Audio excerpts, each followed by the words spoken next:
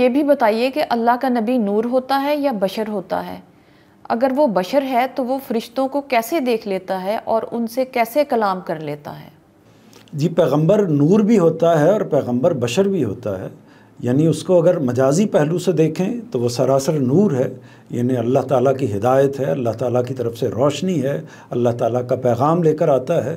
اور اگر اس کی حقیقت کے لحاظ سے دیکھیں تو وہ ظاہر ہے کہ انسان ہے اور بشر ہے۔ تو یہ دونوں پہلو، یعنی ایک اس کا مجازی پہلو اور ایک اس کا جو بشری پہلو ہے یا حقیقی پہلو ہے، دونوں موجود ہیں۔ یعنی ایک رہنمائی کا پہلو، روشنی کا پہلو، پیغام کا پہلو، اور ایک اس کی شخصیت کا پہلو، ذات کا پہلو۔ تو ذاتی لحاظ سے وہ انسان ہوتا ہے، وہ بشر ہوتا ہے۔ اور جہاں تک اس بات کا تعلق ہے کہ وہ کیسے ہم کلام ہوتا ہے پروردگار کے ساتھ، کیسے اس کو وحی موصول ہوتی ہے، کیسے فرشتے اس کے ساتھ رابطہ کرتے ہیں، کیسے حضرت جبرائیل علیہ السلام اس کے پاس آتے ہیں، یہ سارے معاملات کیسے ہوتے ہیں، تو یہ قوت، یہ استعداد، یہ ساری چیز پروردگار اس کو عطا فرماتے ہیں۔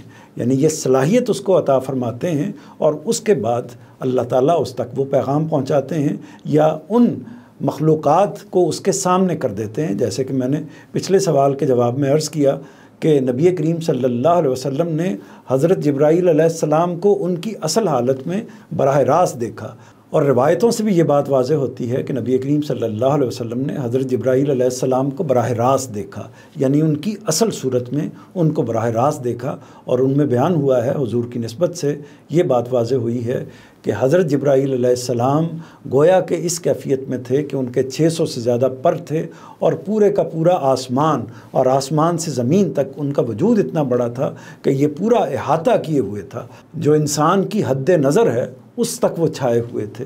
تو یہ تمام صلاحیتیں دے کر ہی اللہ تعالیٰ اپنے پیغمبروں کو دوسرے انسانوں کے لیے ایک پیغمبر کے طور پر، نبی اور رسول کے طور پر مقرر کرتے ہیں، اور یہ حکم دیتے ہیں کہ وہ اللہ تعالیٰ کا پیغام دوسرے انسانوں تک پہنچائیں۔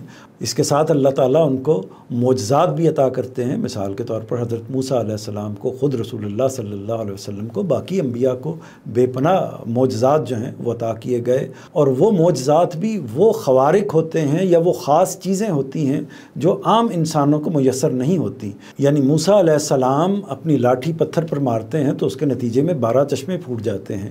اسی طرح نبی کریم صلی اللہ علیہ وسلم ایک مٹھی بھر ریت اٹھا کر کفار کی طرف پھینکتے ہیں تو وہ گویا کہ گرد و غبار کا ایک طوفان بن جاتی ہے۔ تو یہ جو صورتحال ہے یہ عام انسانوں کو حاصل نہیں ہے۔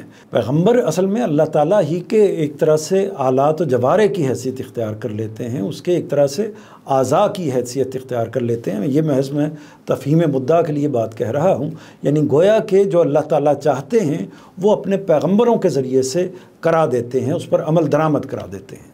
تاہم یہ بات پوری طرح واضح رہے کہ پیغمبر جو ہوتا ہے وہ بشر ہی ہوتا ہے، وہ انسان ہی ہوتا ہے، وہ فرشتہ یا کوئی اور مخلوق نہیں ہوتا۔ اس کا کمال ہی یہ ہوتا ہے کہ وہ ان تمام انسانی اوصاف کے ساتھ اپنے اخلاق و کردار کو اتنا بلند کرتا ہے کہ انسان کامل قرار پاتا ہے۔ یعنی وہ جھوٹ نہیں بولتا، وہ بددیانتی نہیں کرتا، وہ کسی انسان کے ساتھ زیادتی نہیں کرتا، کسی کا حق نہیں مارتا، تجاوز نہیں کرتا، ظلم نہیں کرتا، عدوان نہیں کرتا۔ اللہ تعالیٰ کے جو بھی احکامات ہیں جو اس کی فطرت میں موجود ہوتے ہیں ان کی عین بعین تعمیل کرتا ہے، ذرہ برابر بھی اس سے انحراف نہیں کرتا۔ وہ ایک طرح سے زمین کا نمک ہوتا ہے، وہ ایک طرح سے گلے سرسبد ہوتا ہے، وہ ایک عظیم انسان ہوتا ہے، برگزیدہ ہوتا ہے۔ تو وہ ایک عظیم انسان ہوتا ہے اپنے اخلاق و کردار کی وجہ سے، اپنی ایفرٹ کی بنا پر۔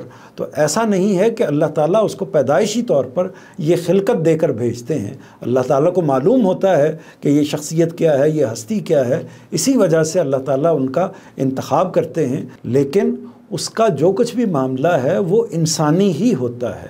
البتہ پروردگار اس کو کچھ اضافی صلاحیتیں یا کچھ اضافی چیزیں یا کچھ اضافی نظریں یا کچھ اضافی مشاہدات جو عنایت فرماتے ہیں تو وہ اپنے حکم سے، اپنی مشیت سے عطا فرماتے ہیں، اور اس کے لیے اس کو صلاحیتیں اور اس کے لیے اس کو وہ تمام ضرورتیں اس کی وہ پوری کر دیتے ہیں۔